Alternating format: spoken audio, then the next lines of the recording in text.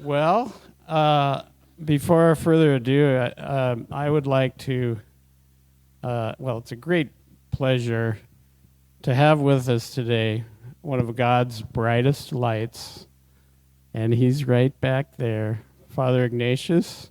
Come on up.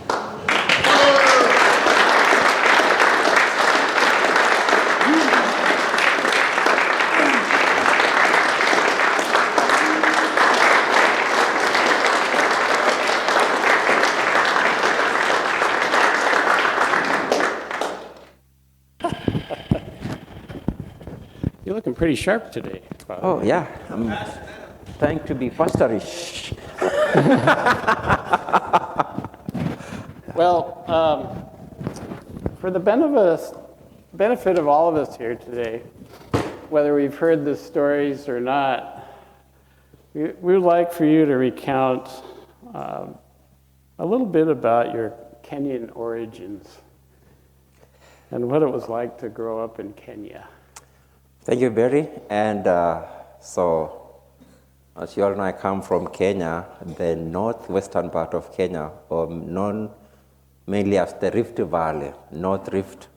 And I come from, you all know, I don't love swimming because of, I come from the mountains. I tried swimming one time and I hit my head on the rock and that was the end of it.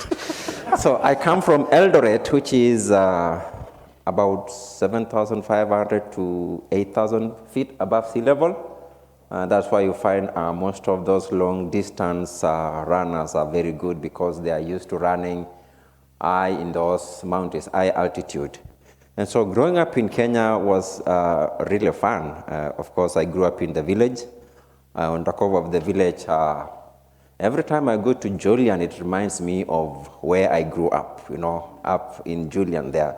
That's almost like the environment like that. And growing in Kenya was fun. I was talking recently with the homeschoolers that, from when I was a little kid all through 8th grade, I never had any shoes. And, we all found that it was fun, We never realized, shoes was, something, when we see the kids from the city coming with their shoes, it was something different. So shoes were only meant for Sunday. And after Mass, you just took off your shoes. We never used to wearing the shoes and then head back home. So I'm one of 6 boys. Grew up in the village, and the main things we do there, of course, other than the usual games for the kids, sports, we looked after the cattle, the sheep, the goats. Mainly that's like the work of the boys, shepherding all through before the initiation to adulthood, the process that I'll explain later. So it was fun, and, most of the things there we do farming, and we get most of our vegetables from the farm. If you need any visitor is coming, you just, we are going to have chicken, so you just look around, which is the one we are going to get today. And it was fun for us boys because we were worried for our mom to say, that one, and then we just chase it all around. Get it, slaughter it, and of course we are ready for the next thing. Of course, if it was, we have a big group, of course, checking which goat are we going to get today, or which among the sheep are we going to get today for the guests. So it was fun, and I really had a good time growing up as a kid. Yeah. So you traded that flock for this flock. Well, I guess so. I guess that's where shepherding started. So yeah. Then I traded for this. Which one are you going to slaughter first? We're going to end up doing ourselves in, I think, before. Well, as you're growing up, I understand. I know the Native Americans had a ritual of a quest or a rite of passage when you were about 13 or so. Did you go through that in Kenya? Oh, sure, I did. At the age of, my brother was 13, I was 14 and a half. 14 and a half. And So the thing is, we have a rite of passage. Probably I should have brought the picture. Sorry, I forgot about that. And what happens is that, you journeying from being a boy to being a man, and you go to stay in the bushes for a month, at least. Well, for us, we stayed for 42 days. And this happens like in November, mostly until like Christmas or after Christmas. And the initiation process actually is a little different because it also involves circumcision. Kids are not, boys in my tribe, they are not circumcised when they are born. It's at that age when circumcision takes place. And, you go through that rite, then you have to really endure the challenges and healing in the bushes. So the first 1-2 weeks is just for you to relax and healing, and no clothes, no mattresses, no blankets. Our clothes there, we use sheepskin. They are really made very well. And so everyone has one for wrapping yourself, and one when you go to sleep, you put it on the ground and you cover yourself with the other one. And so it was meant really to harden you up, to really make you to be a man. And no crying, no nothing. So you just have to really man up there. And so after 10 days, of course, almost everyone is healed up. That's now when you begin hunting. And, we had a big forest, so we used to go there hunting for, whether it is deer or whatever. And the only thing you use are arrows, So it's also a way of training yourself to use the arrows, how to handle them. You make your own. No one really gives you. You have to make your own from scratch. So we have nails, and then you really have to make sure you get well, because whatever thing that you're going to hunt and get is what will be there during like your graduation. During graduation, we have this grass thing. You cannot see the person, you just have little eyes to see. But whatever you are hunting during that time, everything is put on that thing. And so, the more, so that's like to show who got more, who did not. So there's that competition, for making sure that you are hunting well. Otherwise, when you come, and the point was to see, are you able to provide for your family? Because girls will come and see, who had more, who had less, So it was also a way to really show that you had the skills of hunting and doing all those things. And so we stayed there for 42 days, and then after that, of course, you're supposed to be a man. There are some responsibilities, so the taking care of the sheep and the goats is before initiation. After initiation, that's not your job now. Your job is, you're now like an elder, or, so you belong to a group of warriors at that time until you get married. So that was, in the past. So those were the warriors now. After that, you're graduating, and your work is to defend the community. Of course, no more fighting now, but they still fight in some other places. But that was the whole process. We were there for 42 days, and it's a process of passing from being a boy to manhood, to being a man.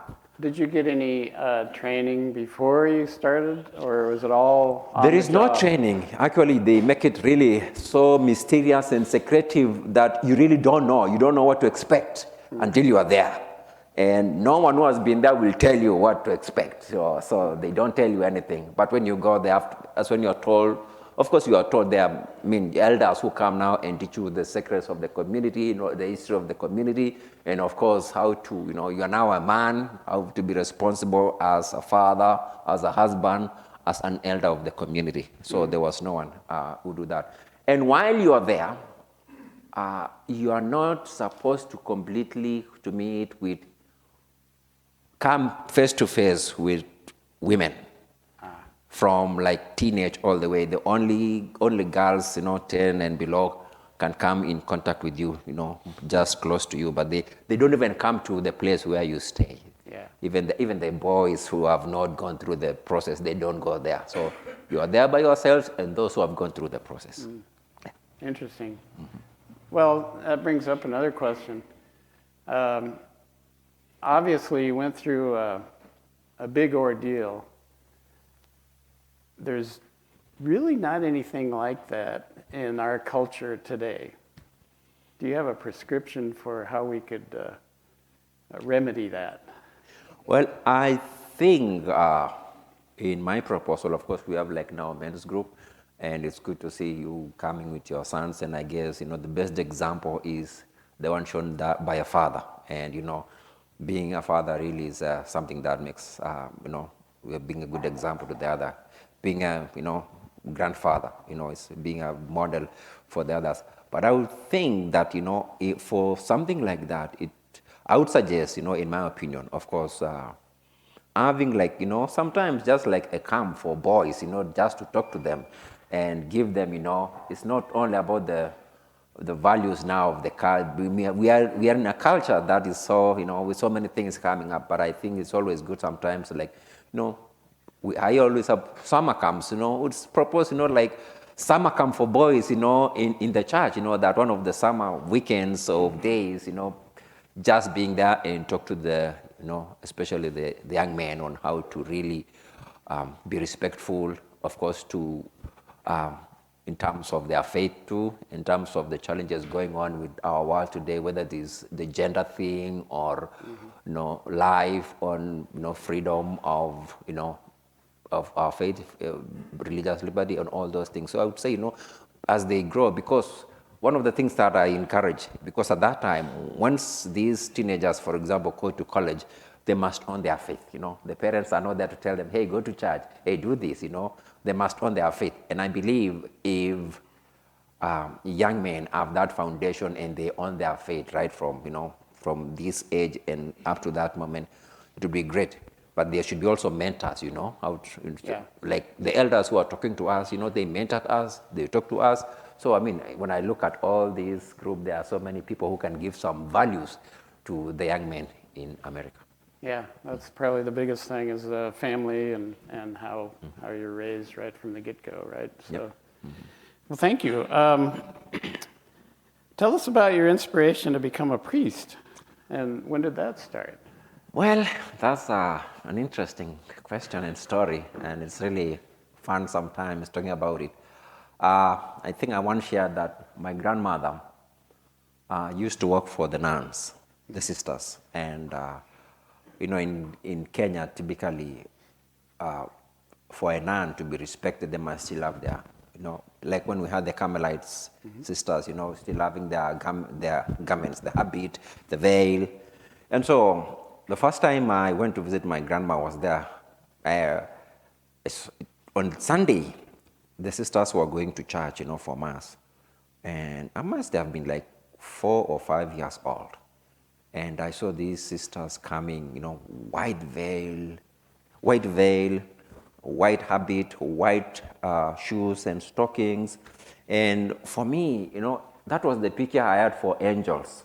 I'm like, oh man, they look like angels. This really, they are so nice with this everything so white.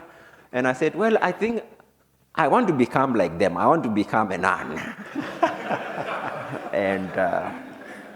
And so this sister had me and said, son, boys, well, I guess, that would be misinterpreted now in America with all the gender thing happening and all that. So the sister told me, son, only girls become nuns. Boys become priests or religious brothers. So you got to see the other guy on the other side talking about the priest. And so, of course, it was fun. And just going back, I owe a lot of my vocation to my grandmother. She taught me before even I knew how to write and read, she taught me how to pray and the basic prayers. So my first prayer was the guardian angel prayer. That was the first thing she taught me. And then the Our Father, Hail Mary, and Glory be to the Father, and the Apostles' Creed, because we used to pray the rosary. She used to wake up at 3 in the morning to pray the rosary. And sometimes I would join her, sometimes, of course, if the previous day we worked hard or played too much, I could not. And he would say another rosary during the day, just to make up for me. because I was staying with her. And so I owe a lot to my grandmother in terms of my faith. And I believe that's where my vocation began. And she was not working for the sisters. I saw how she used to just love her job, and I loved seeing the sisters doing the things. I went to kindergarten owned by the nuns, and they taught us, and there was always something about that. And of course, journeying to that, at some point, of course, then came this weekend is Corpus Christi, and so we had this Irish priest, Father Norbert Reed. He was our pastor.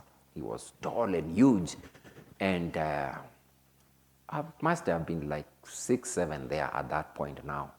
And during Mass, of course, I was not receiving communion by then. I always wanted to receive communion, and my grandma would tell me, you can't do that until time comes. But the concept even of the Eucharist was not really there. And when I went to Mass and see all the adults, receiving communion and kids not receiving communion, I found it weird.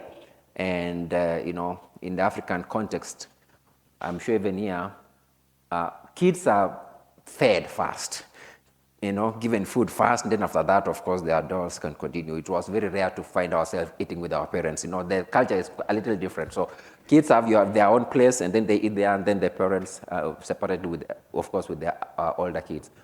But now, during communion, as I was seeing this priest, I would see him giving communion to everyone but kids. And then I saw him eating the bigger one and giving out the small one. I'm like, this guy must be very greedy, He eats the bigger one and then gives people, I'm talking about the host, right? He eats the bigger host and then he gives out the small one. And worst of it all is not giving children. I'm going to become a priest and give children the Eucharist first. Of course, I don't do that. I've always kids saying this sometimes, and when their parents are coming. And so it started from there, of course. But the greatest influence was, I guess, the first African pastor I had. And he really used to call us, being young boys, to help him building, whether this is the poultry thing or whatever he was doing there. And when I became an altar server, he used to really mentor us on so many things in the church, show us many things. We had mission stations, and we would go there like 30 minutes to an hour traveling to go and offer Mass. And because it was a pickup and he was carrying other things in front, so we used to sit at the back, on the bed of the pickup truck. And that was fun. And so that was a great influence from him also, and being our pastor. And then I went to the high school seminary, and that's, I guess, where I really, as a teenager, I was into that a lot at the beginning of 9th grade, 10th grade. But of course, you become an adolescent, other things come. I'm like, I think I want to get married. I want a family. Now we are playing, we are meeting girls and everyone, when we have all these things, and it was just very natural. And then, after high school, I went to college for a year, and that, in the midst of that, that vocation kept burning a lot. And so I had been contacted by different orders and my diocesan vocations director. And so, I got in touch with them again. I'm saying, I think I want to go to the seminary now. And he didn't wait. He just told me, hey, next year, we are taking you. We know you from high school seminary. And so we just need to do ABCD, and you join the seminary. And of course, I did that. I joined the seminary, and the rest is history. Well, I remember one story that you told.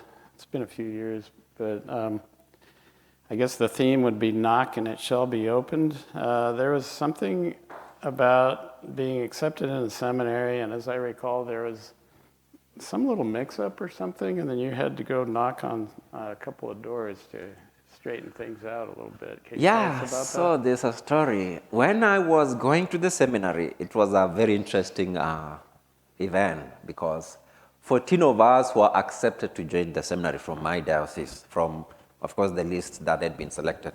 So 12 of us were to go to a different seminary, 2 to another seminary, because the national seminary gives a number of slots to every diocese. So if you have if the diocese has extra seminarians, they have to look for another seminary. So these 12 slots were given from the National Seminary. And so the two guys, my classmates who could not go there, were sent to another diocesan seminary in central part of Kenya. So when we went on the day we were going, I remember it was August the 3rd, 2001, we joined the seminary. And of course, the diocese got us a van to take us with our luggages. We went there, got there around 3. And so there was a list of seminarians to be from every diocese. And so when we checked ours, there were only 11 names. My name was missing. So I asked it, why is my name missing? I mean, and then the sister who was receiving us said, I don't know, let me go and talk with the rector. And so she went, and then the rector came back and said, oh, your name is missing because we did not receive your baptism certificate, and we cannot let anyone who has not been baptized join the seminary.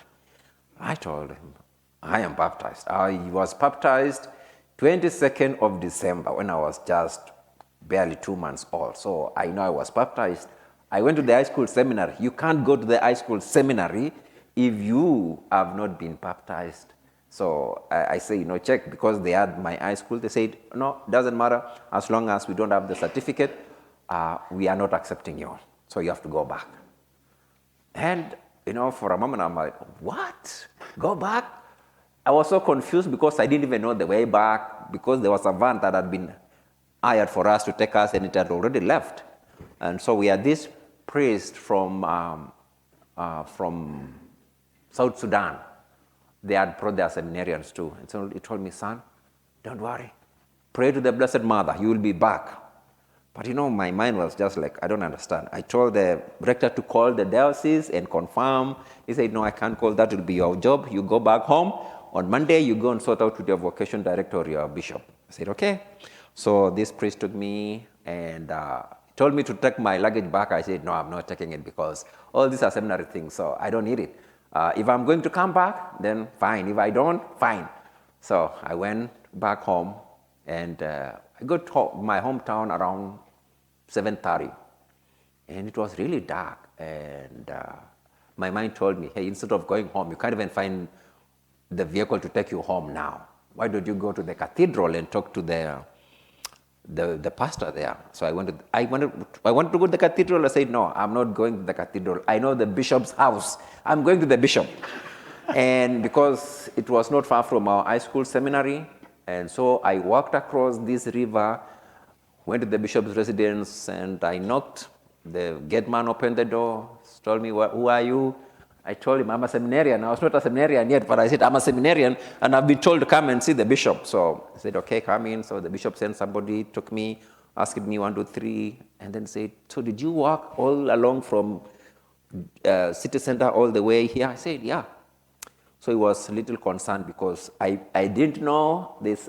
I knew before, but I didn't, probably my mind was just blank at that moment. There is a place there which is so risky. Many people are attacked there. Some people have been thrown to the river there. He said, that place is so dangerous. How did you make it? I said, well, I guess my guardian angel was really working hard today. So I talked with the bishop. I called the vocations director and said, one of the boys has been sent back.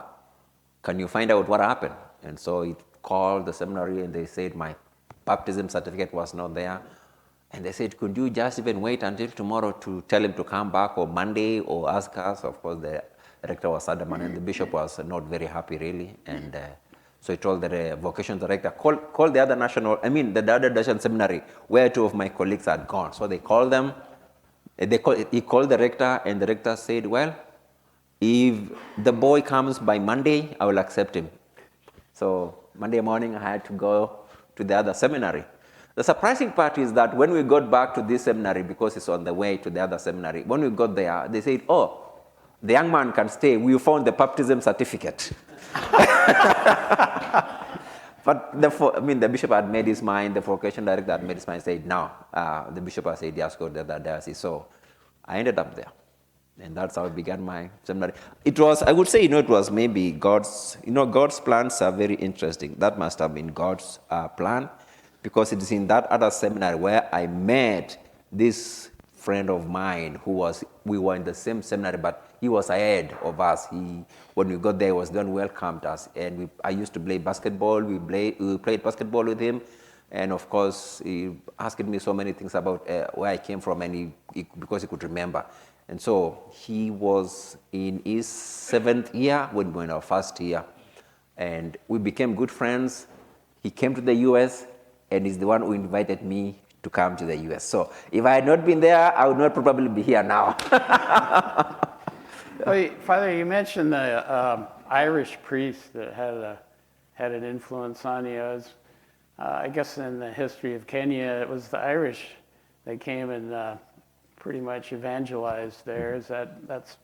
Yeah, well, there's a part of Kenya that was evangelized by Italians, and there's the western part all the way to Uganda by the Irish and partly Italian. And so we had a really great influence from, they are called St. Patrick Society, St. Patrick Missionaries, or Kiltegan Fathers, in other words. So they are the ones. The rector of my high school seminary was Irish. My pastor was Irish, growing up. And for many years, the vocation director also was an Irish man, and that's how he was able. And when they came, they learned the language. Some of them went even through the initiation process that we went through just to become part of the culture and part of the people. And so they really evangelized in so many places there. They translated the Bibles, the catechism, into the local language. And many who died, really, they never went back to Ireland. They were buried there. Well, now all of you Kenyan guys are going out to the world like they did, only aren't there some Kenyans in Ireland now? Yeah, I guess now we are the new Irish priests. Because there's a lot of vocations in Kenya. And many people ask me, why? What is the secret? Of course, there's the faith that is growing. But also, I don't know, honestly speaking, when you talk about all my friends, all my colleagues who are priests, they all come from big families. So there's something about big families. I was one of 6, most of the other guys, one of 7, one of 8, one of 9. And so there's always something I think about from the family, when you really have more kids. But the thing also is, of course, the faith is growing, and there's always this attraction always to respond to this call. And right now we have, like every year, we have an ordination of 8 to 10 guys in my diocese. Wow. And here in San Diego, I think even like this year we have 1, next year we have 4, but the next year we have none. No. So you can see in my diocese, it's like an average of 10 priests every year. Wow. But now with that, so, other places are asking for help. Right now, we have so many Kenyan priests. From my diocese, actually, 3 are going this year again. So many of them now, even in Ireland. So they are going back to take the faith to the people who brought to us. So there are many priests in Ireland. Currently, from my diocese, we have 3 going. We have from my neighboring diocese, which was part of mine, we have 5. And here in the US, we have so many priests, also from Kenya, from Nigeria, from Uganda. I'm living here, and the priest coming here is from Uganda. So we have so many vocations in Africa, and they are responding to the needs of the church in other places. We have priests in Austria from my diocese. We have priests in Germany from my diocese. We have priests in Australia from my diocese. Wow. Yeah. That's pretty incredible. Mm-hmm. Well, how long were you a priest in Kenya before you got the... I really had a short time in Kenya. I was ordained 2009 as a priest, November 7th. And I was an associate pastor in a parish, my first assignment for 11 months. Mm-hmm. And there was a need in another parish, and they asked me to go there. So I went there. I was an associate there for probably another 8 months. The pastor left to go for further studies, and I took over and I was there in that parish for 3.5 years. Then I came here. Probably 2010, 11, 12, 13, I came here. Did you ever imagine that you would be coming to America as a priest? Probably no and yes, because I had this friend of mine who used to invite me all the time. In my mind, I didn't picture myself actually like coming here. I thought maybe if I would come here, I would just go for a visit. And the time he invited me, the first time that, there's a priest in San Diego who needs help. Are you available for a month? Yeah, I said, I can use my vacation to come there. And the problem is that I didn't even have a passport because I don't imagine that I'd be traveling outside Kenya anytime soon. So I didn't even have a passport. So I applied for the passport, got it, and then, of course, came to San Diego. And when I came, so in my other parishes, my first assignment was really huge geographically because it was a rural parish. Very huge, and we could travel for long distance. Surprisingly, that parish now has been split. It's like when things here are taking a different turn because parishes now some places are being closed. When you go to like the Boston area, Indiana, Connecticut, parishes are being clustered. Some parishes are being closed. But this parish, my first parish where I was assigned now, it has been split 5 times. So it has 5 more parishes. Oh my gosh. And the last one I was, before I came here, has been split into 4 parishes. So because of the vocation, the priests increasing, the faith increasing, and so we have more priests now. The parishes are getting really little and little. And so that's the difference. Do you have any of your siblings, your other brothers, did they go into the priesthood? Well, all my brothers seem to have said one is enough. I would have loved to get another one, but where we are now, 4 are married already. Mm-hmm. One is not married, but he's really not thinking about that, and he's thinking of starting a family. Mm-hmm. So I'm the only one who joined. But I would say also, there is also that influence because for them, I told you, being close to my grandma, being raised by my grandma, being with her, and being close to the pastors is different for them. I would say there's something that attracts you when you are close to the, and you love the priesthood, the vocation, because I saw the priests, they mentored me, and my brothers, for them, it was different because they were not that close to the priest like me. So that's why the influence must have been also different. Why did you get separated from them? So when my grandma, we talk of like empty nest, everyone is gone. She was by herself. My grandfather had died. She was by herself. She said, no, I need a child to stay with at least, to get me, help me and all that. And my mom, for some reason, would not give out the number 1, of course. So number 2 is always like the one who is told, hey, you go. So that's how I ended up being with my grandma, and I guess it was God's plan. Mm-hmm. That's cool. Yeah. Well, you tell us about your trip to the United States. I seem to recall there was an interesting little episode at the airport in Atlanta. I think it was. Well, when I first came here, that was 2011, May.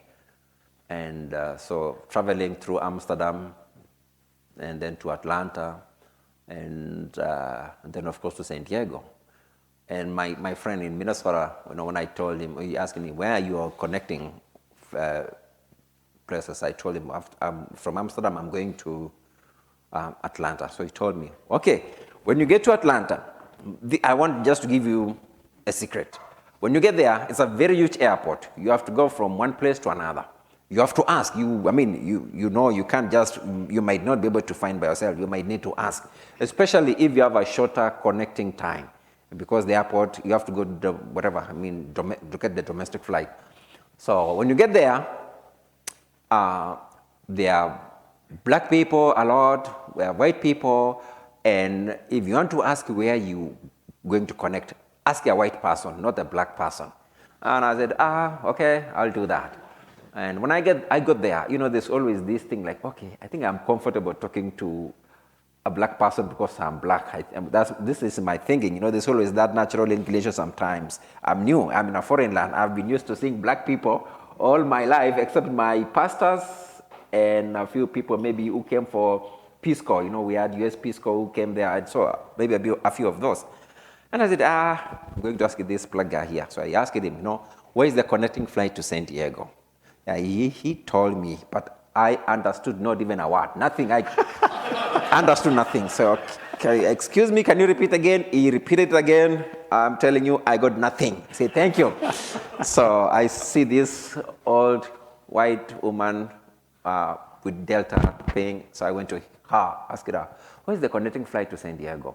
She told me, you have to go down the escalator, and then there will be a train coming there. And it will indicate, the different terminals and which gates. So she looked at my boarding pass, so just me go to C17. I think it was something like that. There, wait for C17. When it gets there, get out. I understood everything she said.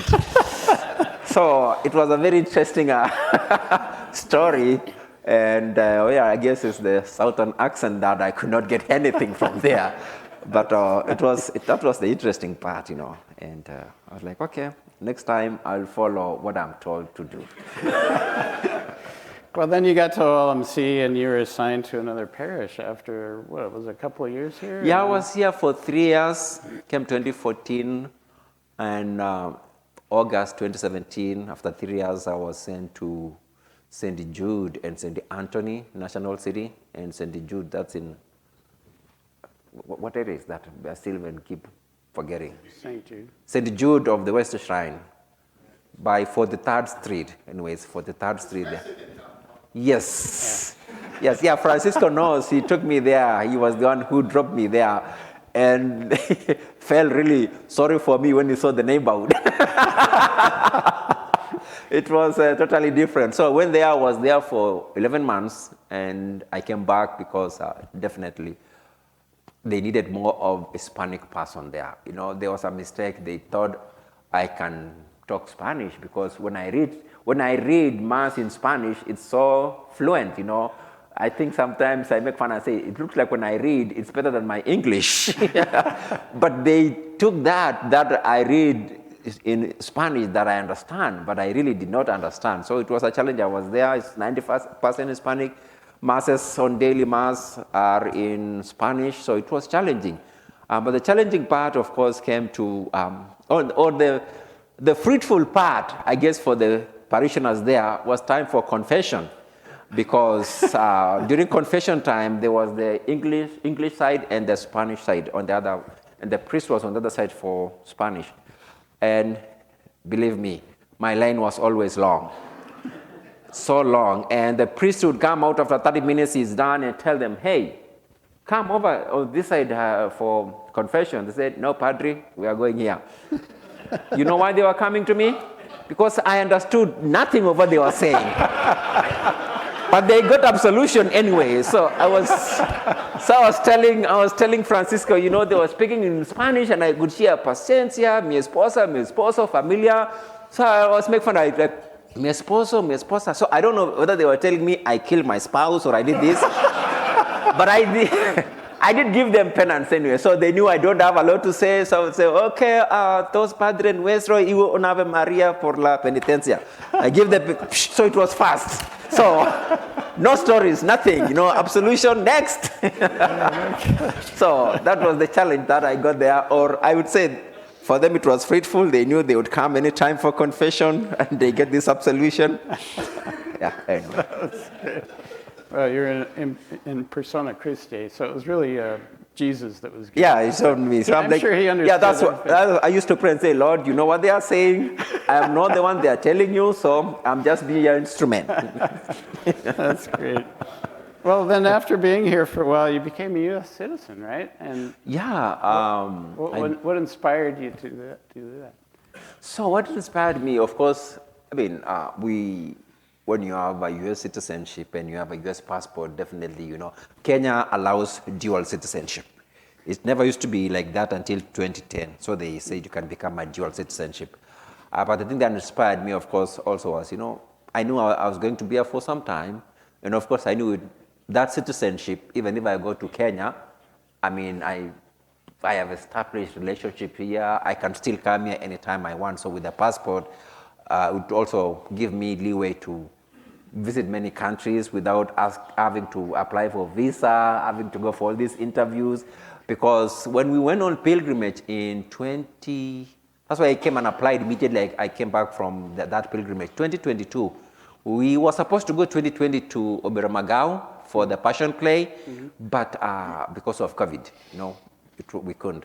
So when we were going, I almost didn't make to go with the parishioners here, and because the Italian embassy, they opened their website for application for visa midnight there.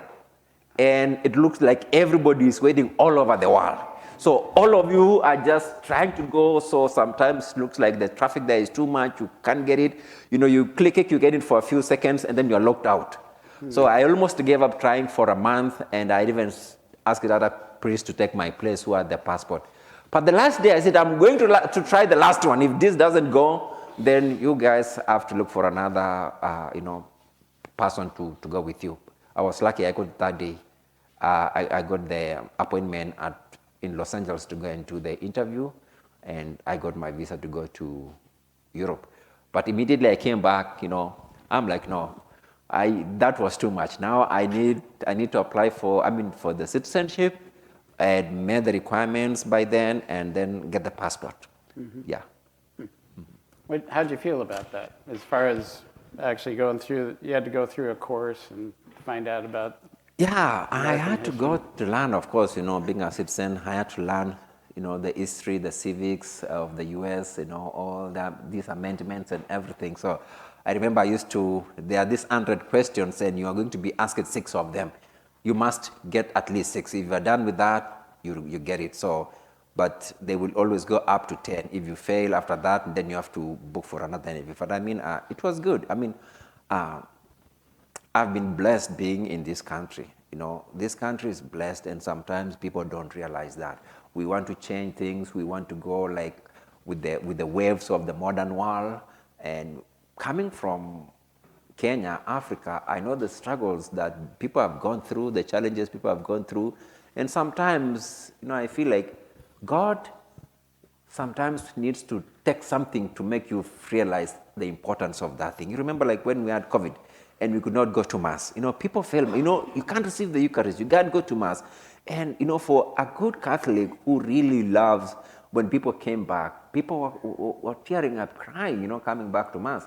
And I've been telling people in this country, it's so blessed so much. It's only that, with all these gender things or, the things that they keep going after the church when they stand their values and in a way, it's like polluting the blessings that God has given them. So I feel so good. I'm an American. I feel so good that I'm here. And of course, there are some things I don't agree with, but I would just wish that people would just know how this country is blessed and be grateful for that and not take things for granted. Yeah, amen. Well, thank you for that. Well, what about your time here at OLMC? What is your favorite memory of your years here at OLMC? Well, I've had really a good time at OLMC and serving in different ministries, celebrating the sacraments. Of course, as a priest, the memorable thing is celebrating the sacraments, whether the sacrament of reconciliation, whether the Eucharist comes first, because that's where all our strength, our faith, comes from. And so celebrating Mass is my favorite thing. Celebrating the sacraments is my favorite thing. But of course, outside that, being the spiritual director of different prayer groups. But of course, one of the things that gives joy in these parishes, because of the families that we have, young families and the kids. And, kids give me a lot of joy. And I guess, one of the favorite things with my i5s or anything, making funny things like my friend here, we always make funny faces with him all the time I meet him. So there's always something for every kid that I know that, I know they like this. So my joy always being around them and knowing that hopefully they can see something in me that they can admire and would want to take away, because it's not just about only, the time that, I'm with them, the homeschoolers. I do PE with them, I run with them, all these exercises with them. It's always fun being with them. And sometimes, when the kids see, oh, this priest can associate with us, he can calm down. Sometimes we have these, which is good, of course. We have this notion of a priest who is here, but the priest, sometimes comes down. It reminds me of my influence back in the seminary, because we had priests. We used to play together basketball. We used to run together, and that's when you see sometimes their humanity too, and you realize, oh yeah, so they are also human, and we can also be able to be like them. So hopefully that influence can pass over to especially the young men that I see around here. That's great. Well, I hate to bring this up, but what is your worst memory of being here at OLMC? Well, I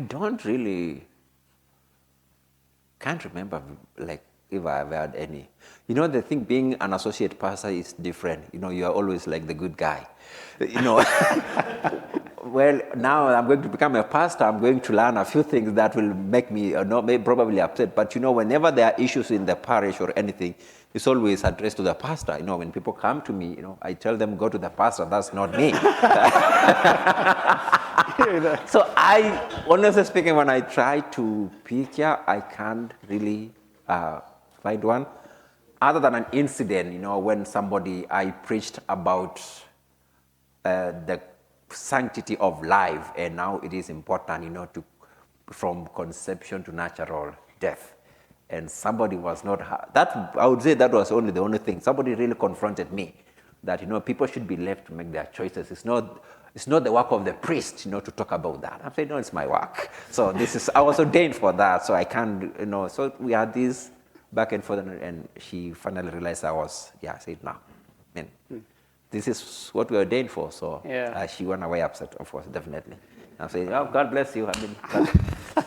So maybe that was one incident. But other than that, I've really not had, because administration-wise, Father Anthony takes, all that. And I think also Father Anthony has built very good structures here, that it's so hard to find a lot of, things that really don't go the right way or being upset. Yeah. Did you learn a lot from Father Anthony? Absolutely. I have really, he's the longest priest I've stayed with, in one place. We've stayed in that rectory together for close to 10 years. And, we pray together. Whenever there's something, he has never scolded me, not even a day, even when I'm in the wrong, It's always like, oh, I think you missed this. You should have done this way or that way, Oh, there is this thing coming. And of course, sometimes I tend to be very forgetful in some things if I don't put it in my diary. And so I have learned, first of all, he's a very holy priest. So I've learned, the way he really takes time to pray. He takes time to prepare his homilies. He takes time, to really, his heart is in the parish. And, I've seen that. You go to some places, you never find sacraments that being there. You don't find the priest, he's not present. So, but he's always present. Even when he's on vacation, he'll say, is everything going on well? If there's something, it always, in the middle of his vacation, he would always call. So I've learned a lot, in terms of prayer life, in terms of priest life, in terms of administration. He shares with me the challenges in the parish and how to go about it. I've seen him when he wants to pass a message across, and how he comes and is passionate about the parish, the growth of the parish in holiness. And, he's always thinking about what new can we bring to the parish to strengthen our faith, to strengthen our parishioners. Whether it is men's group, whether it is about the discipleship or anything, he's always thinking about what is going to work best for the parish. So I really owe a lot of him, and I'm sure I'm taking a lot of wisdom and a lot of things from him to my new parish. That's great. I think that a lot of you guys would agree with me that over the years, your homilies have just, you knock them out of the ballpark a lot of times. And I've noticed that you don't really use notes, but somehow you're able to convey some great points. That's a special skill, and it's developed over the years here. We have mixed emotions, of course, about you going off to another parish. We hate to lose you, but we know that it's what God has in store for you, and I'm sure that there's going to be a lot of great experiences for you, probably maybe not all the best at times, but we know that you're equipped to handle whatever comes up, and we would like you to leave us with, maybe some suggestions for us as you go off on your vocational path. What do you think, what should we do as parishioners here to accelerate on our journey? Thank you. I mean, like I said, you talked about the homily. Of course, making an homily really sometimes it takes time, because you really checking the readings. So what I do is, like, on Monday, I check the readings for the next Sunday. What are they saying, and then throughout the week I'm thinking about what to put. And then, of course, I have to go to the Bible, what did it say at that time? What is the meaning of this? What is that? And then, of course, so it said this during that time, and it still does to us. How does it affect, or what does it tell us now in the present time? And then, of course, you have to put that in mind. And then put in mind, I'm in America. What are the challenges we are facing in America? Being able to address that. So I would say, making our homilies takes time. And the thing is that, before I came here, that's how I used to preach, prepare my homily, and I know where to start and where to end. Of course, without the notes, sometimes you tend to repeat yourself sometimes.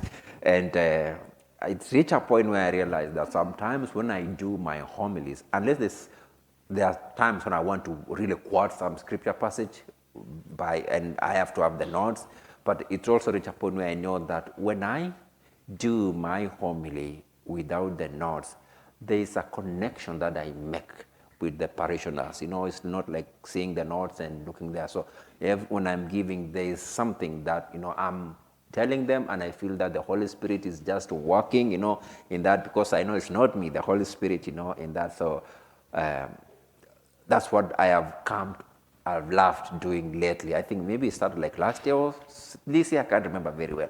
And of course, also I receive positive answers from people that, wow, when you do that, we also feel that we are connected, and so that's how I've done. Going for suggestions. Well, first of all, our parish is so blessed to have, of course, all you parishioners. Our parish is so blessed to have, a pastor who has a vision for the parish, and he really wants to be Christ-like. He's a priest in the order of Melchizedek, and being, Christ a representative here. So, I owe a lot to Father Anthony. We realize that for the parish really to move forward, if the pastor is, you all know the challenges maybe you've had previously or in other parishes.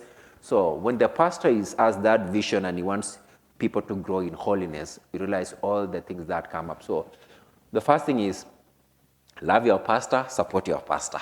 Be there.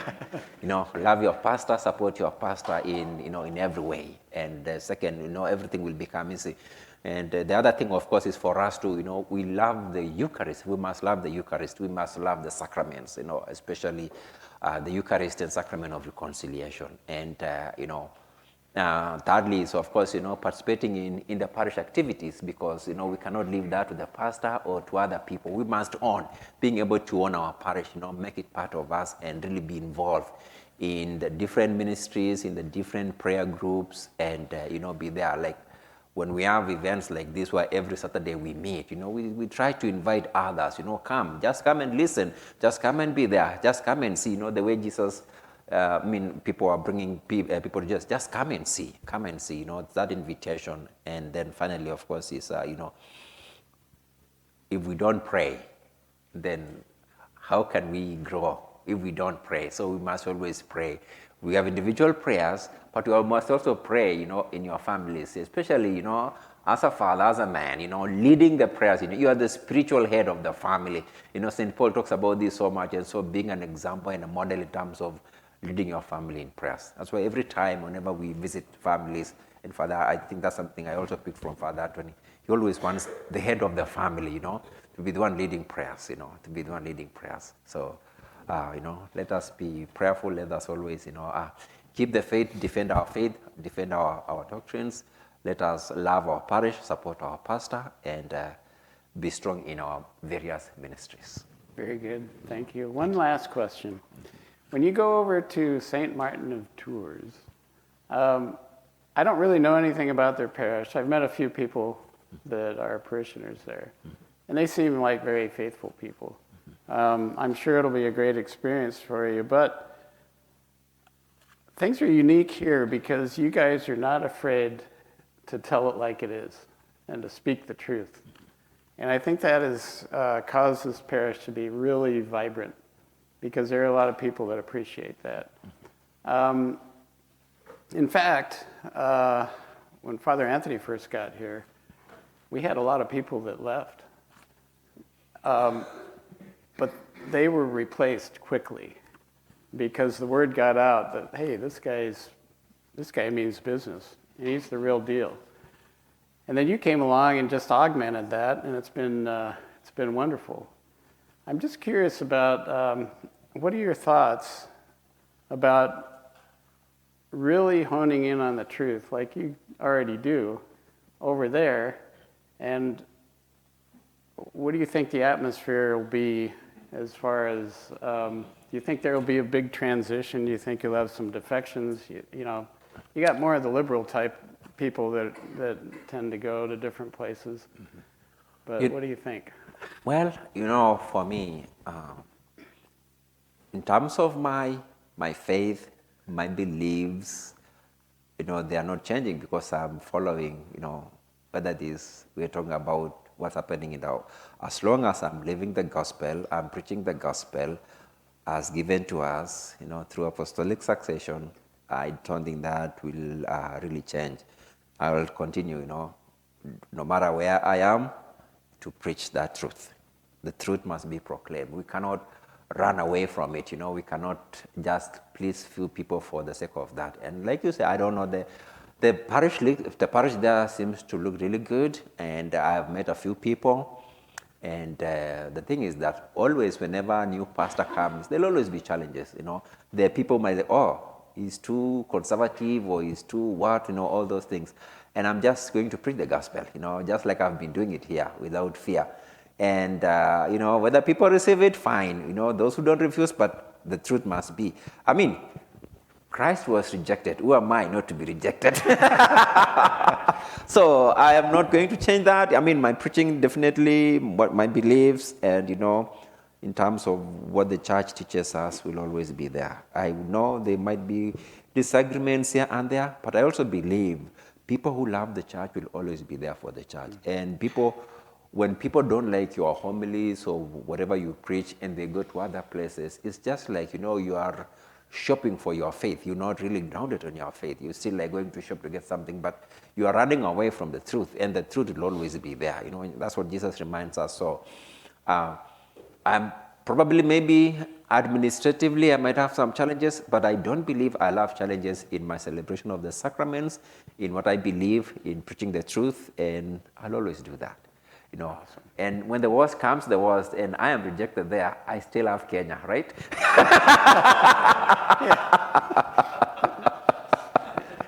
It's always the backup plan, right? Yeah.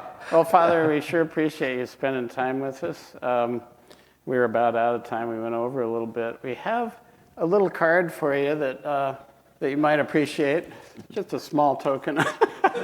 And a lot of guys put little notes on there for you that you can look at. And then a few of us have a little something for you later.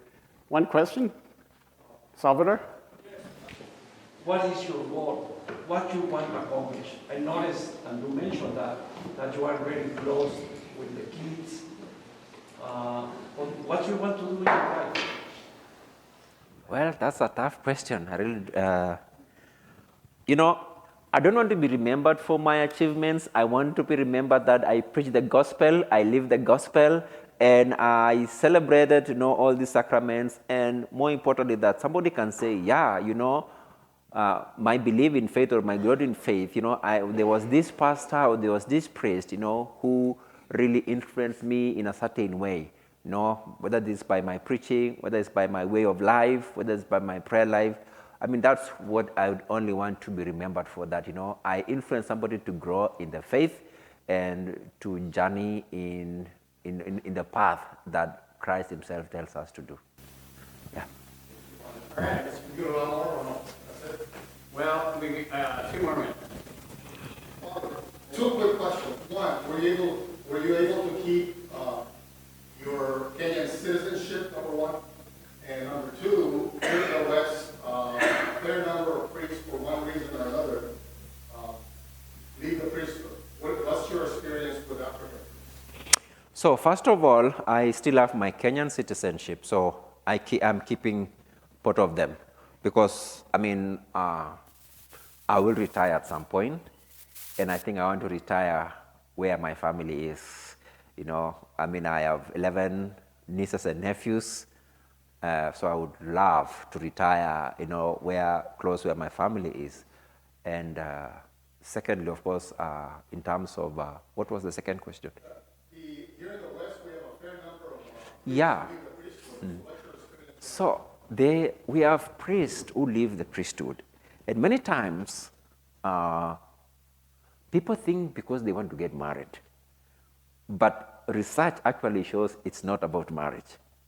Sometimes a priest, you just come out of the seminary and you, for example, met a pastor when you're still young. If you realize you maybe met a pastor when you're still young, there's a lot that, comes into your table.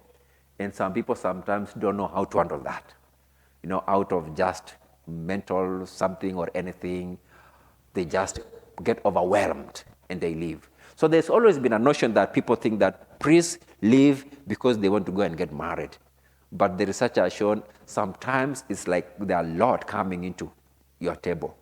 Talk about all that's happening in the world. Maybe you are in a very liberal community area and you are very conservative and you get all these emails, all these rejections all the time. Some guys cannot handle that, they just overwhelmed and they give up. So I don't think, back in Kenya or Africa, I don't know if this is a good way to put it, but I think we already seen a lot of challenges, a lot of struggles that, even when people talk of whatever has happened in their life and it's still affecting them, I have gone through worse things in life that I've seen that when I hear something, I see that's not a big thing. That's something small, I've lived in Kenya when we had the presidential elections and there are disputes and communities fight each other, especially, the tribes fight each other. People who have been killed and you knew them. That affects you because these are the people you knew. Some of my friends who have been displaced and I knew them and they had to move to another place, because in Kenya, certain places you find majority of tribes living there. And during presidential elections, for example, because it's a national thing, sometimes it's not about the issues. Sometimes it's about the tribe. I'm voting you because you are the tribe. And 2008 was so bad, and I was among the seminarians chosen to go and promote peace building in between 3 communities that had fought each other, that had been displaced. And, so if you've never been really gone sometimes through challenges like that, and then you get to a parish, you met the pastor, there's no one there, and then you get all these things on your table, all the management or all the challenges that are there in the parish. Some guys decide, oh no, I need a break. And sometimes just like leaving completely, yeah. One more. Good question. So St. Martin Tours, how big a parish is it, and are you going to have associates? So St. Martin of Tours, I think I was told that's around 1,500 families. They have 5 masses during the weekend. The 9 is the most attended one I had, around 400 to 600 people. That's what I was told. And the parish is doing well financially. And they have many groups that are doing so well there, ministries. They have a school, and that's the challenge. The school, of course, sometimes there's always fight with the parents and or the teachers, or something happened. You know what happens in our schools today sometimes. And the school is also a little old, so almost every parish around there has a school. So it's also very competitive. And the priest told me, sometimes there's a deficit, sometimes it's good. So, but the parish has been doing well because the families who live there, they own the parish, It's a generational school. We have grandparents, then the parents, and then the kids now there, It's like we have like 3 generations sometimes who've gone to the same school. So they really like the school, they own the school, and hopefully that's the support I will just want more from them there, and I hope we will survive. Yeah. So you're the only Greek? No, and then I have an associate there. The associate, sorry, I forgot about that part. The associate is Father Chris Bongato. He was ordained last year. And he actually celebrated Mass here last year when he came over and he said, I am on vacation at my sister-in-law's. Can I come celebrate Mass?